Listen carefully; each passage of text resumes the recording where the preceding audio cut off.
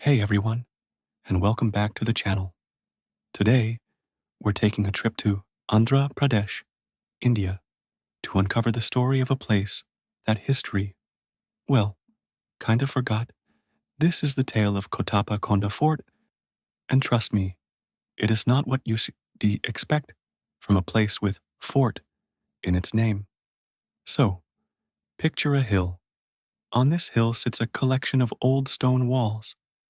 This is Kotappa Konda. The name supposedly comes from a King Kotappa. But here is the first twist. There is absolutely no historical proof this king ever existed. It's a classic case of a guy told a guy who told another guy. So was he real? Maybe. Was he just a legend, made up to explain the name? Also, maybe. The mystery starts right at the beginning. Before it was even a fort, this site had a long and varied guest list.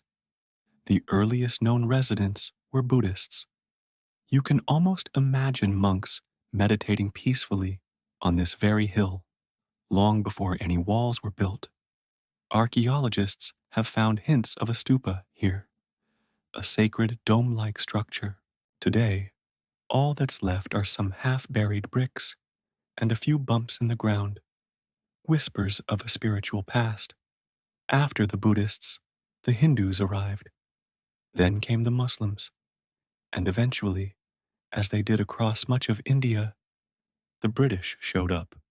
Each group stayed for a while, left their mark, maybe building a new structure or modifying an old one, and then moved on.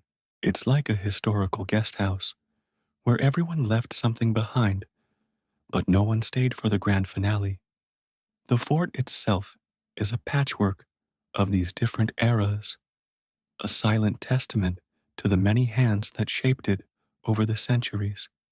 Now, you might be thinking, a fort this old must have seen some incredible battles, right? Sieges, cannons, heroic last stands? Well, no. Kotappa Konda's military career is surprisingly uneventful. It was never the site of a major war. No epic showdowns decided the fate of kingdoms here. No legendary love story blossomed within its walls. And sorry, treasure hunters, no lost gold has ever been found. Its history is one of quiet existence, not dramatic conflict. It's the strong, silent type of historical site. So what is there today?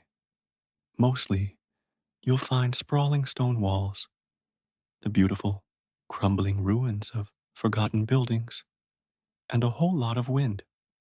The view from the top is genuinely stunning, looking out over the plains of Andhra Pradesh. It's one of those places where the atmosphere does all the talking. At one point, a team of archaeologists did some digging. They unearthed a few artifacts, took some notes, and declared the site was probably around 2,000 years old. They confirmed the whispers of the Buddhist stupa, published their findings, and then, like so many before them, they left. Their work gave us a glimpse into the deep past, but the full story remains buried, adding another layer to the hill's story. Local people later built a Hindu temple nearby, also dedicated to Kotappa. And here's the funny part. They named it after the same mysterious figure nobody can prove existed. This temple hosts a festival every year. It's not a massive, region-wide event, but more of a cozy, local affair. It's a day for the community to come together, enjoy the festivities, and maybe take a day off work. It's a living tradition that keeps the name of Kotappa alive, even if his story is lost to time. The farmers in the surrounding fields mostly go about their days, growing their crops with the ancient fort as a backdrop, a silent neighbor they've grown accustomed to. Every now and then, a curious tourist, perhaps led astray by a GPS, will make their way up the hill. They'll snap a few photos, admire the view, and maybe leave a Google review that says something like, "Great panorama, but not much else to see. 3 out of 5 stars." And in a way, they're not wrong. There's talk from government officials about restoring the fort. They say it every few years. It's a wonderful idea to preserve what's left and perhaps uncover more of its secrets. But for now, the plans remain just plans. Maybe next year will be the year. And so, Kotappa Konda stands, a dream of a forgotten king, perhaps. It's a place where history happened, but without the usual noise and drama. It's slowly, gracefully crumbling, visited by goats and largely overlooked by the grand narratives of history. But that's what makes it so fascinating. It's a reminder that not all history is written in victory and defeat. Some of it is just written in stone, wind, and the quiet passage of time. Thanks so much for joining me on this unusual historical journey.